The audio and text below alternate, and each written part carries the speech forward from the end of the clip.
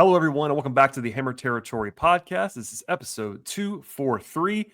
I am your host, Brad Rowland, coming to you on a Sunday evening here in early August, and I'm joined, as I always am, by Scott Coleman. Scott, we kind of don't think we're going to talk about, I would say, one game for most of the show much over the next 2 months, but today, the Speedway Classic dominates all news around the Atlanta Braves. How are you? Hello, Brad. We should just get right to it on the show tonight, because all of America is waiting for a definitive ruling on this one. So as folks know, the Braves have not won on a Sunday since the third weekend in May. It was the week before Ronald Acuna Jr. and Spencer Strider were set to return. And since then, the Braves are like 0-9 on Sundays. So the question of the year, Brad, does today's win count as a Sunday victory? Of course, they started on Saturday night, played in a monsoon for about 9 minutes. Then the game was postponed. They finished it on a Sunday, even if first pitch was on a Saturday. Where do you, Bradley Rowland, stand on the definitive question of our time? I think it's a nuanced situation. We've already taken credit to some degree on social media, both of us, for the streak being over. It's Sunday. We've been playing it up for 2 months now, and they just keep losing. It's kind of hilarious. But I think, in looking at this a little bit, I think technically, if you were to, let's say in a couple weeks, you go into an official channel, Baseball Reference or whatever, and try to find the Sunday games, I think it's going to look like a Saturday game in those. So, like, I'm okay with us taking a victory lap on them finally winning on Sunday.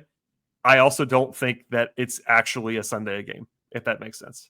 Like, look, there have been very few wins of any kind, and I mean that literal or figurative this season for us and the Braves. So if you want to just take it, let's just take it. Let's take it. Okay, let's just take it. The Braves won a game on a Sunday.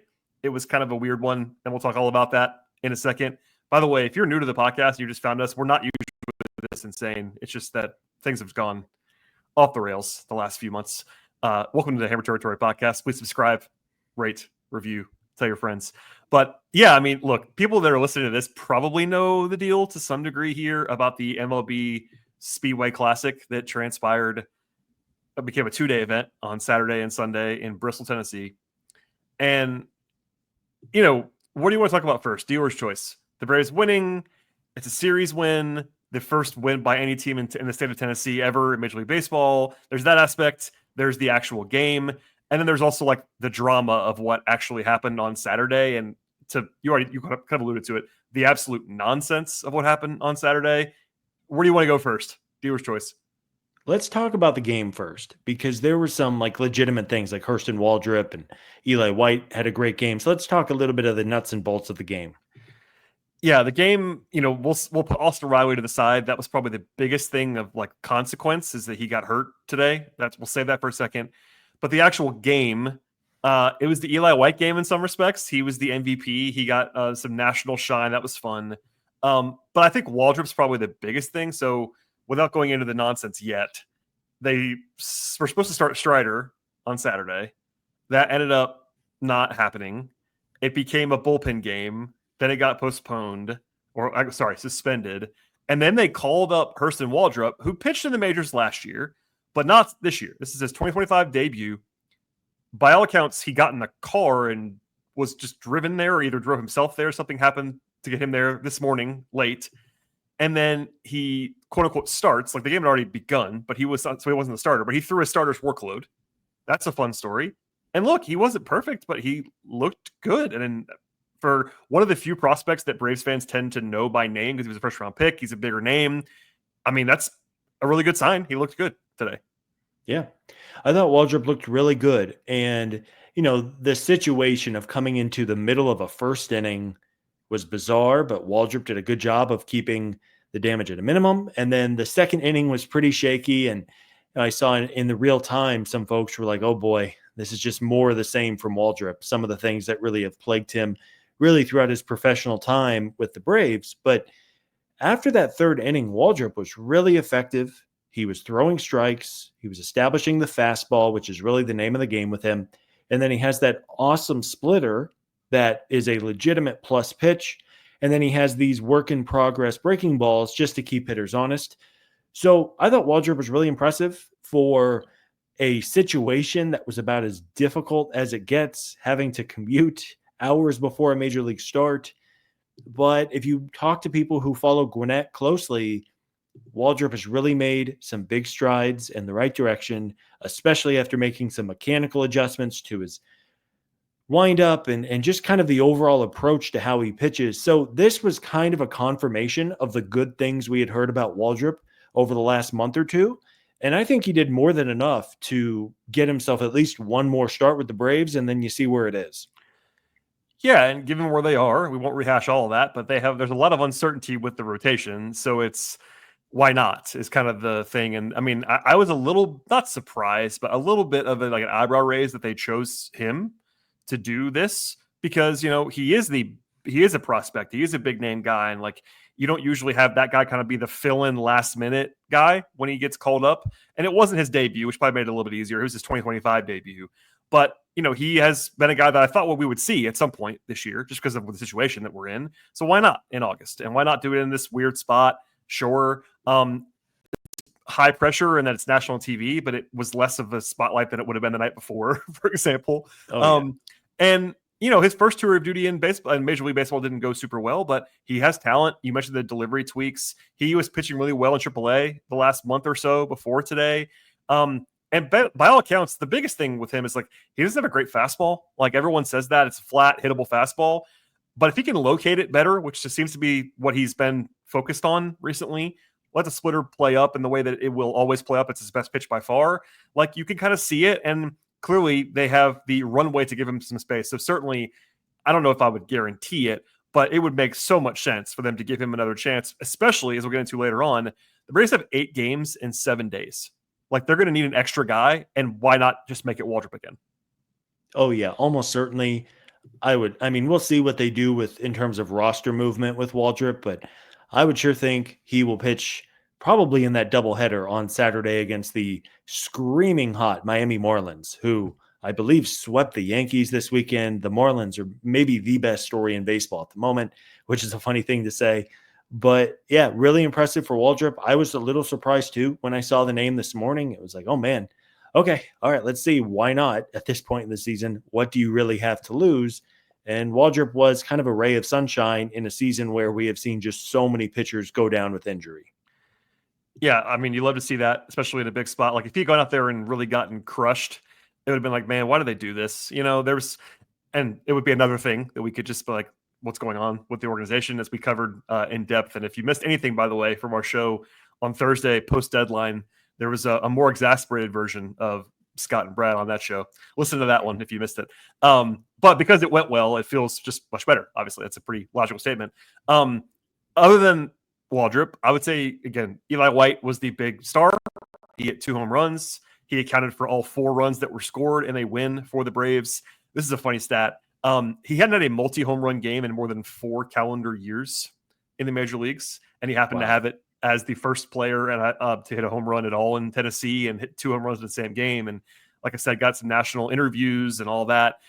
He entered today's game with 14 home runs total in 246 career major league games. And he hit 2 on Big Fox in a weird game. So, hey, Eli White, he's been up and down this year, obviously, but everybody likes Eli White. And it was like, hey, that's actually cool that an under the radar guy got a big moment. Absolutely. I mean, he got interviewed by Ken Rosenthal and our guy, Ken Rosenthal. Yeah. And he was all over the MLB Twitter account. So yeah, good for Eli White, a player who was really helpful for this team the first month or two of the season. God knows why Brian Snitker decided to play Alex Verdugo over him. A couple of people, we screamed about it on the podcast for weeks. I saw people tweeting about it today. But yeah, you know what? In some ways, Eli White is like a perfect 4th outfielder to have. He's fast. He can run. He's versatile defensively. He can play all over. And he can run into a home run. He doesn't do a ton well in the batter's box, but Eli can hit a ball over the fence. And really, it was cool, to have his moment in the sun, especially when the rest of the lineup really did not do a whole lot, left some runners on base and everything.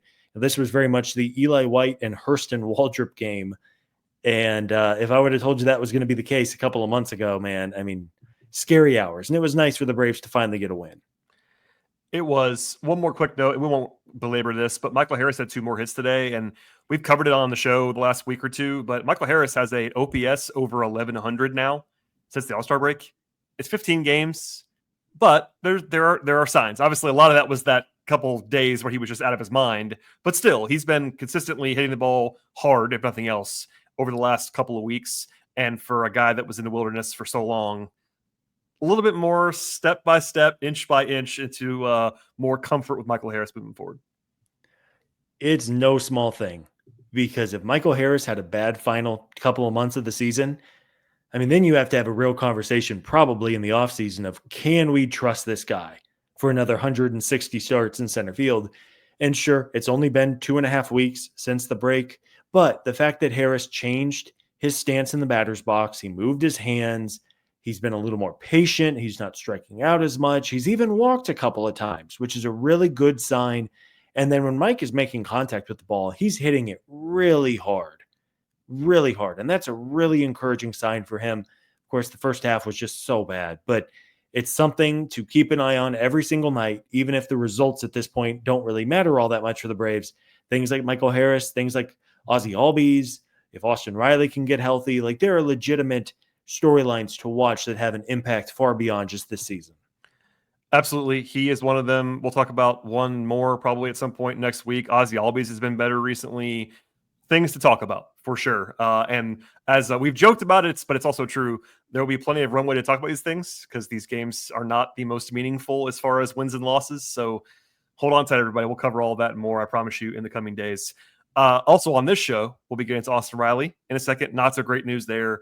And then we'll probably talk a little bit about people calling this a fire fest of baseball. Not what you want to hear if you're someone going to Bristol, Tennessee. We'll get into all that and more after a word from our partners.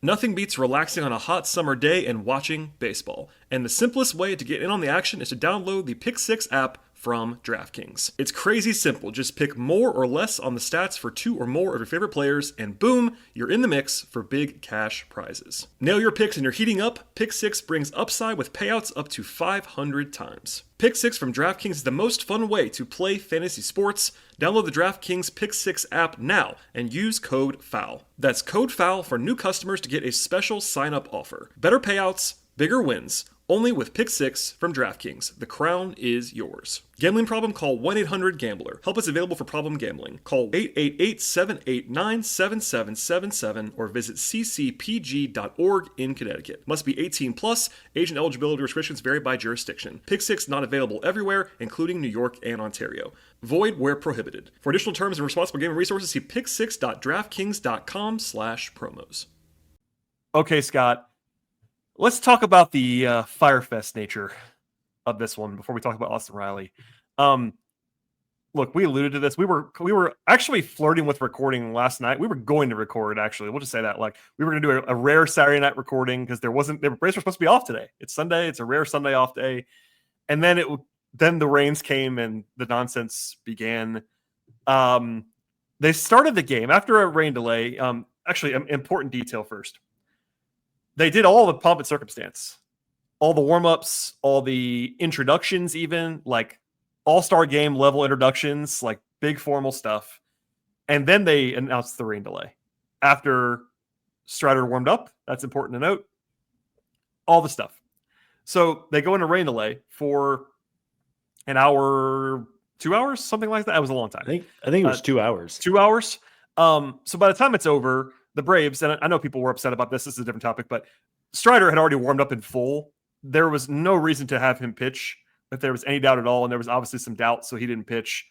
I don't know about you. Quickly, I thought that was the right decision. Why? Yeah. Why pitch him? I know everybody wanted to see him pitch.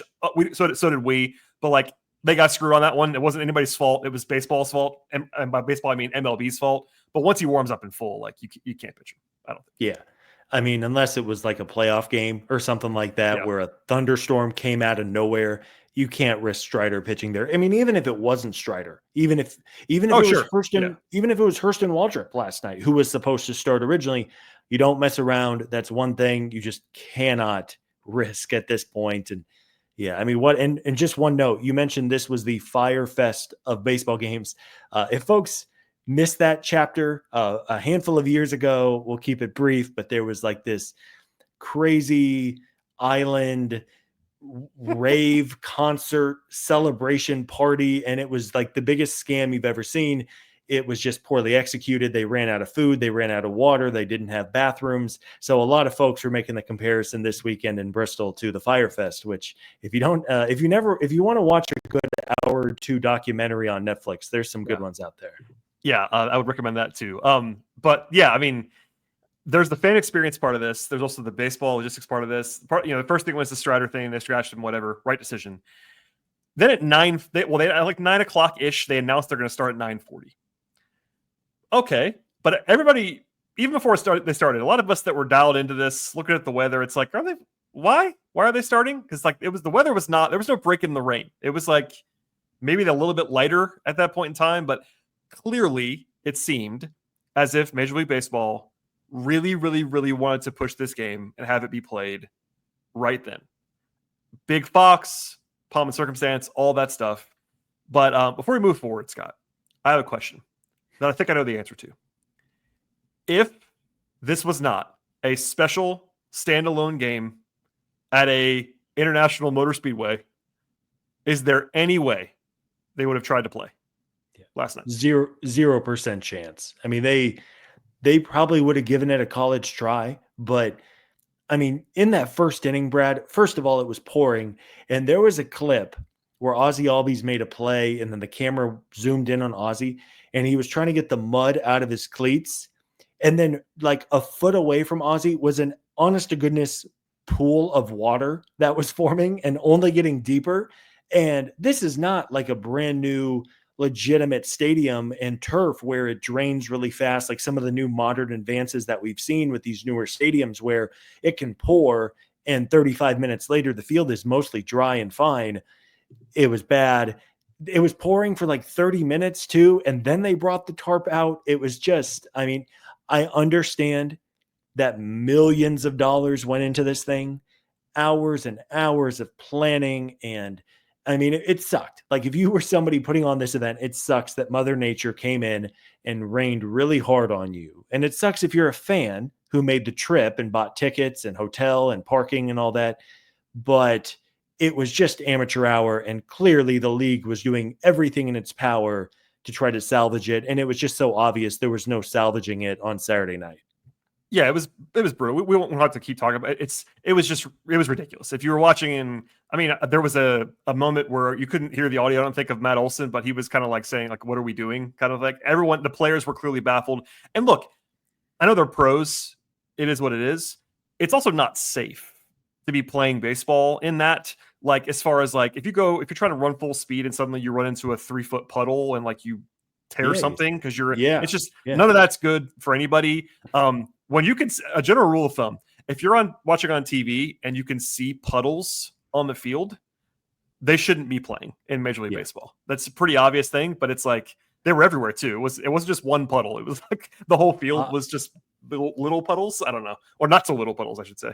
I hope whatever they paid those kids to manage that field, the grounds crew. I mean, there was like a 10-minute segment where the game had been intermittently delayed, and they just showed person after person after person carrying out like the 50-pound bags of Diamond Dry and then pouring a pound of dirt and trying to rake it. And by the time they fixed one spot, they'd go to another, and then there was another pool of water. It was bad.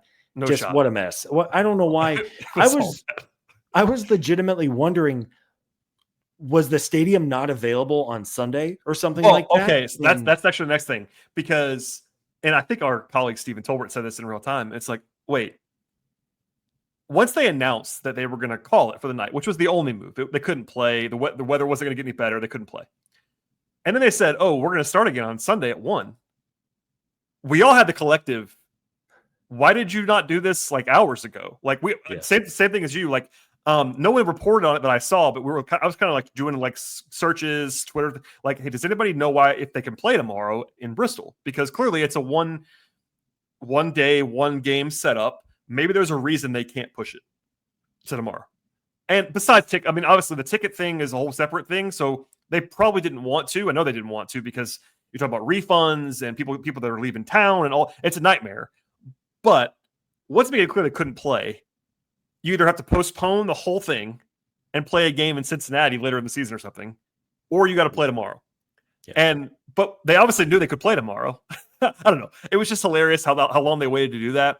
And then so that happens. They finally call it. They go back and announce it in a funny way. Again, our guy Ken Rosenthal was the way that it was finally announced on the air on Fox was that he was doing an interview with like the guy from MLB, like the field operations guy from MLB, and they were doing it in the rain. Like they were next to the dugout. Did you notice this? They were next to the dugout, but they were not in the dugout. It's like they made a point to do this. Oh, no, we have to do this actually in the elements. We're standing there in the rain. Ken's getting poured on. He's in a suit. Just hilarious stuff. So I don't know. They finally announce it. They push it to Sunday. We touched on it, but look, we weren't there, but a lot of our listeners were. I know I got tweets. You got tweets.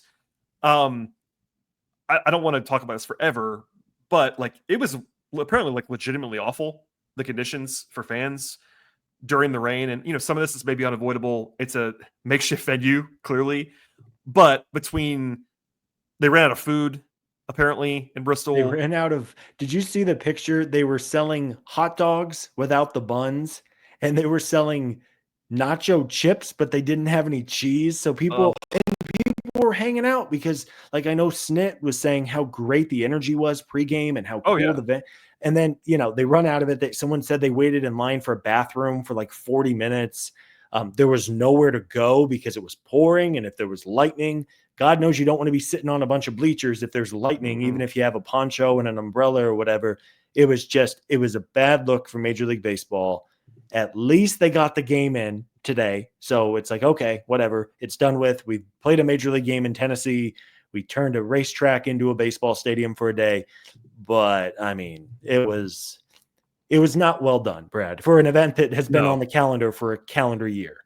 Yeah, it was not well done. And, we don't know all the details, but maybe there were people asking this even before the weather. But it was like, why wasn't this just like a weekend? Like they could have done 2 games there instead of 1. And that gives you a little bit more logistical cover. Maybe you do a doubleheader today or whatever it would have been. Like having an outdoor look logistically, having an outdoor event in Tennessee in the summer, like there's a good chance it's going to rain. And like they clearly did some work on the field, so where they had some drainage, but not enough, and nowhere to go. These people to go. I felt awful. I mean, we know people that were there, people that work for Battery Power. I know Elaine Day was there, for example. I would have loved, honestly, if I had an easier schedule, I would have tried to go as media. Like it was that cool of an event. I know some of my friends that were in the Atlanta market were there covering it, and there was real juice until the rain came. Like by all accounts, like it was an awesome crowd. Did they actually officially set the record? Because they were going to set the record for attendance. I'm assuming they did because they were all there at the beginning of the game. Yeah.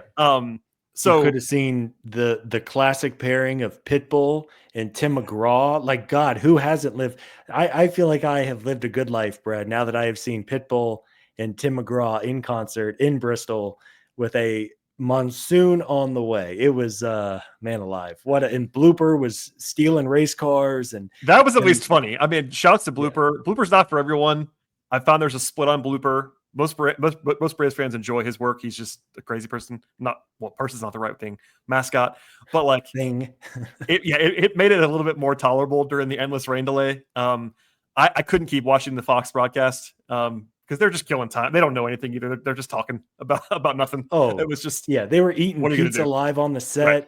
And I'm serious about this Tim McGraw and Pitbull thing. Like what executive at Fox was like, Brad, I have figured it out.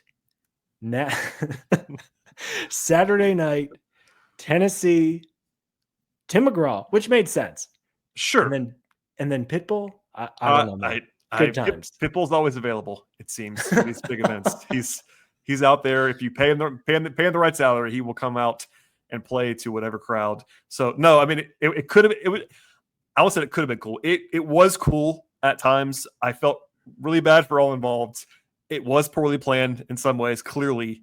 And, if you have some horror stories, I'm sorry. I feel legitimately bad for fans that went and had to deal with it. And especially people that were trying to get back to work today and couldn't, had to like get their tickets away or trying to get refunds. And boy, no fun there. But hey, I will say everyone made this joke. But I mean, could anything be more on brand for the 2025 Braves? Like anything at all? I mean, they won the game, I guess. So that was not as on brand. They're supposed to lose the game in general, but besides that, everything else was just. I was going to say in the ninth inning, the first two batters reached against Raisel Iglesias with the Braves up 2. And I thought, you know what would really make this game and this weekend perfect? Iglesias giving up a 3-run homer to lose. Yeah, that would have been incredible. When he's still on the roster for some reason after the deadline. Anyway, that's a Thursday show topic from 3 days ago that we'll not do again. All right, Scott, let us talk about Austin Riley, which is not as fun as some of that stuff. Austin Riley, and we don't know a lot right now, but he left the game on Sunday. Once they restarted, it was not a weather-related, rain-related injury, thank God. If that happened last night, can you imagine? But he exits the game with what the Braves called lower abdominal pain after a rundown in which he was trying to chase Ellie De La Cruz. I know who my money's on in that battle. It's not Austin in a race. He did catch him, though. He did catch him, I know. And maybe that's why he pulled up lame, because he had to extend aggressively. But Snit, I guess, on the broadcast right away, I didn't see this, but you did, kind of downplayed it a little bit live. And then after the game, he kind of said there'll be more evaluation. If you don't remember, Austin just was on the IL for an abdominal issue. I don't know if no one knows if it's the exact same thing, but it's the same area. It would be surprising if it wasn't related, and to some degree, he's been off the IL for a week. So it still would have been, July 25th. So I don't have much to add other than obviously you hope it's not a serious thing. They are, of course, incentivized to be cautious given the state of everything, and Austin being signed long for anybody, but especially a guy who's signed long term and all that stuff. Anything to add on this besides the fact that it's just not fun and another thing that Braves have to deal with? Yeah, I mean, it was a heck of a play by Riley to get the out just before a run scored at home plate. But I think at this point in the season and the fact this is now a recurring injury for Riley, I think you put him back on the injured list. Why not? Like, the last thing you want him to do is try to play through this and injure himself severely where he, like you have a core muscle strain or a tear or something like that, which would require surgery or a longer time of being out. The season, for all intents and purposes, is over. Put Riley on the injured list. Hopefully it's nothing serious. I mean, I want Austin to be back out there in a couple of weeks, but there's no reason to push this. And I'm guessing maybe by the time folks listen to the show, they'll have some more clarity. But just another kind of roadblock for Austin Riley in a season where he just has not been very good, to be blunt. Yeah, I mean, I know it might not seem like much, but those core injuries, the way you describe it, like obliques are the one everyone kind of recoils at, but anything core muscle related for baseball players is more serious than for any other regular human, because they just have to use that so much. It's just, you cannot function in the same way as a power hitter in particular if you don't have your core right on all cylinders. And that's the short version of that. But yeah, I mean, there's a longer conversation that we'll probably have at some point, but Austin is having a very rough season by his standards. He has a 104 WRC plus, which isn't disastrous, but for a guy who's supposed to be a star is not at that level. He has 85 WRC plus since June 1st. That's 2 months of him being like a solidly below average hitter. And he isn't like a great defender. There's always been a split there, but like, he's not a great defender at the very least. So there's that. He's got a hit, and last 2 years combined, 110 WRC plus. Yep. I can tell you right now, when they gave him that contract, that is not what they were hoping for. And it's still a good player. No one's saying he's a terrible player, but 110 WRC plus and where he was before the contract in the 135, 140 range, that's a big gap. Like, you're a star in one and you're not a star on the other. That's as simple as I can put it. Yeah, and I don't have the exact number, but since Riley signed the biggest contract in franchise history, again, like, he's been a good player. Like, do not hear what we're not saying. Yep. But if you told me on the night we did that emergency show after Riley signed for $200+ million, biggest contract by a mile in the franchise history, that he was going to have like a 115 WRC plus and like just over an 800 OPS in the 3 seasons to follow, that massive contract, like that, I would say you need more from that player. And the fact is, when you sign these long deals, the likelihood is that you're going to get better production at the front end of it than the back end. So if Riley doesn't turn this thing around, the last couple of years of this contract could get pretty ugly. It is still way too early to make any kind of declaration in that regard. He's still a very talented player. He is in his theoretical prime. And if you ask me, will Austin Riley be better than this going forward? I would say definitively yes. But it is very fair to say that the last couple of seasons, and especially recently, have just not been what the Braves need from Riley. Yeah. And like I said, we'll probably do a whole show at some point. But he did have, like, to be fair to him, he signed him in the middle of 2022, and he was a star level player in 2023, the next season. But the 2 years after that is what we're talking about. And look, some of the underlying stuff is where I'm more concerned, where his walk rates going the wrong way, strikeout rates going the wrong way, and he's not like young anymore. And that is the risk. And that's something we said on that show when we did that emergency pocket that you just referred to, is like that was one of the shakier extensions that Alex gave out. Not that it was terrible. No one said that, but it was one of the ones with more risk because of just how old he was going to be by the end and the profile, all that stuff. So anyway, we'll get to that later. Hopefully Austin is fine. There was actually a little bit of news. I'm not sure if you got the same alert I just got, Scott. Hurston Waldrip has been returned to Gwinnett, which was expected, to be fair. But and Bowman actually just said in real time that he's able to return as the extra player on Saturday. We talked about that, but I wanted to just say that broke while we were recording, officially going back down. That was always going to happen. He was the extra guy, all that stuff. And one clarification, because I looked it up, Brad. So since signing the biggest contract in franchise history with the Braves, this was at the end of July 2022. Yep. Austin Riley is batting .262 with a .329 on base percentage, a .465 slugging, which is good, and a .117 WRC plus. That's a sub 800 OPS. You need more. Just full stop. Yeah. You need more from your star players. There's a lot of issues with this team.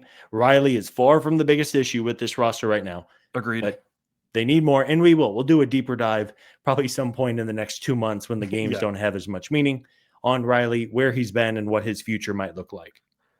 Yeah, and we'll move on. But the big thing with that is, like, when you're extending a guy like that, you're hoping that you get surplus value at the beginning, because the end of it is almost certainly not going to be good. That's the theory of an 8-year extension, is like he's going to outplay it for the first 4 or 5 years and then kind of gradually fall. And right now he's not outplaying. He's not super underwater on it, but you want him to be a $50 million player like he was pre-extension and like he was in 2023, to be fair.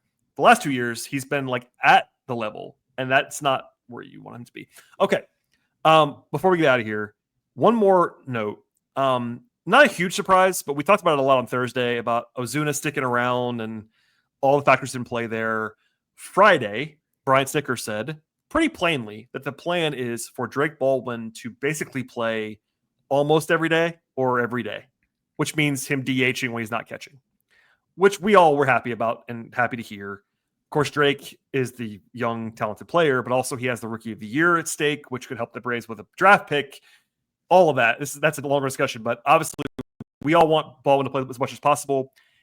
Snit did not give the same guidance on Sean Murphy, which is interesting because Sean Murphy's been as good as Drake Baldwin this season. Granted, he's not a prospect in the way that Drake is, but by the numbers, he's actually been just as good. What do you make of that whole thing? Like, is that Ozuna basically would amount to Ozuna playing over Murphy sometimes? Like when Murphy's not catching, it seems like it seems like Murphy's going to catch almost only and very rarely DH. That's the message I took from that. He didn't say that, but I didn't necessarily take that away. I'm guessing it's going to be something like Ozuna plays once a series. So, that basically means that Murphy's going to end up not DHing. I mean, if you follow the logic there.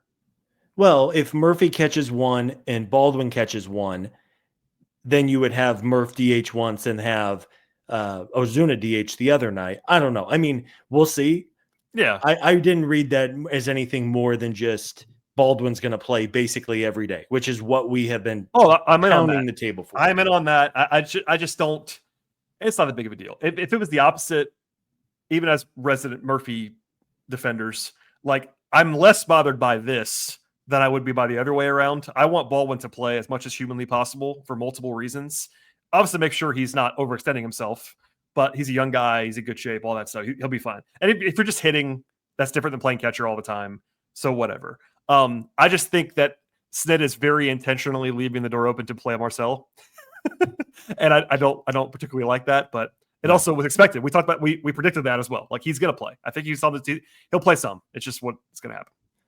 And one note on the Rookie of the Year thing for Baldwin. So the Brewers on Sunday placed Jacob Mizorowski on the injured list, which is a shame because that kid is so electric. But in my opinion, Mizorowski was probably the biggest threat to Baldwin winning Rookie of the Year.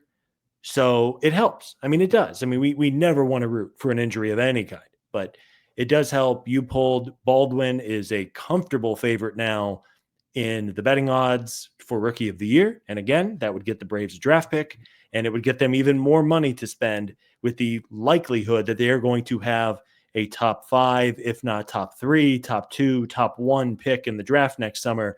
That's not a small thing when you're trying to rebuild your farm system in a hurry.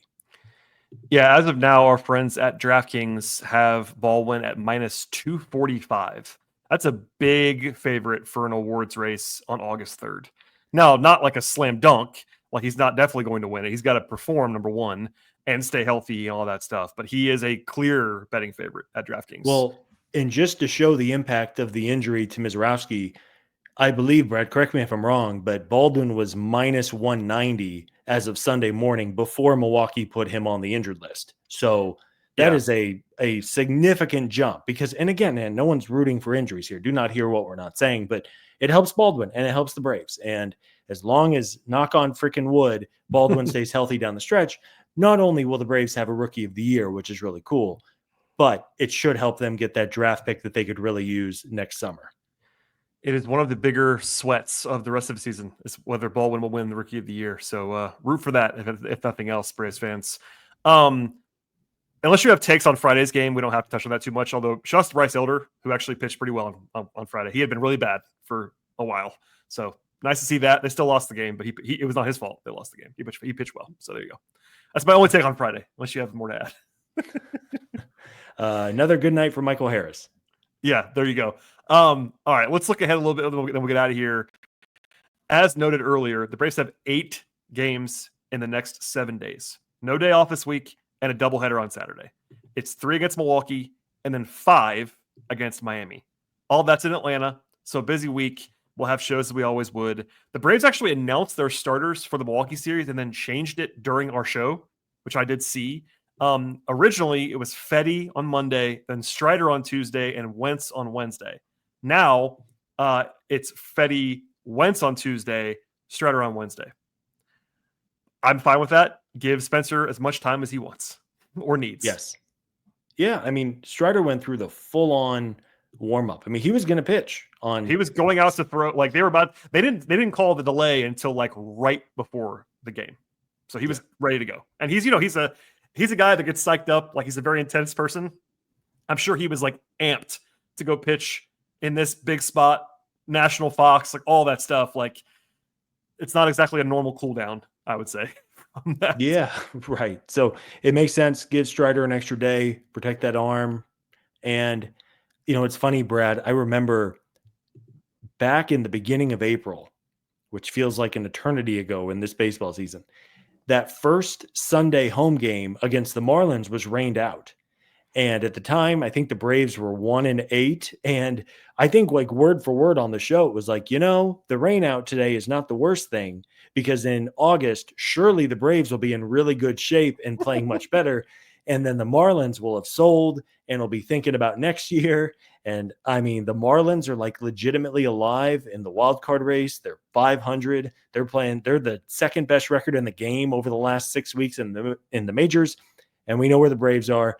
In a million years, I wouldn't have predicted this. So Miami's playing good ball. The Brewers are just such a machine. One of the best run franchises, regardless of payroll in the major leagues. It'll be a tough week for the Braves. And I mean, Lord knows, other than the Strider start and presumably Hurston Waldrip getting another start next weekend, might be a tough go the next week. Yeah, I mean, I knew they were playing really well, but I will admit I did not know this. The Brewers, as we are speaking on Sunday evening, have the best record in baseball and the best run differential in baseball. They They're have been the really best good. team in baseball this season by the numbers till as of right now. So And what's crazy about Milwaukee, every offseason, they lose like 3 players, and you go, oh, wow, like Willie Adames and Corbin Burns was there. Like they don't have the money, or they don't spend the money to retain these high level players. And every year Milwaukee wins, and just a really good baseball team, and easy to root for team. They have Bill Contreras. They just put Torino on the injured list. But again, man, this is a good, talented, fundamentally sound baseball team. yeah, they're the only team in baseball that's top 5 in both runs scored and runs allowed. Usually a good formula to win games if you are good at both those things, prevention and scoring. So yeah, uphill battle. Obviously, the results are the results, but a busy week. If you enjoy watching baseball, there'll be a lot of it. 8 games, 7 days, no nights off. Even as much as the season's been brutal, I don't like off days. It's good for the show sometimes, but as far as like, it just throws your rhythm off. Like we're all used to just, all right, turn the game on. There's a game Yeah. on. Oh, And I still do. yeah, I mean, and I always will. I mean, the game's going to be on, whatever.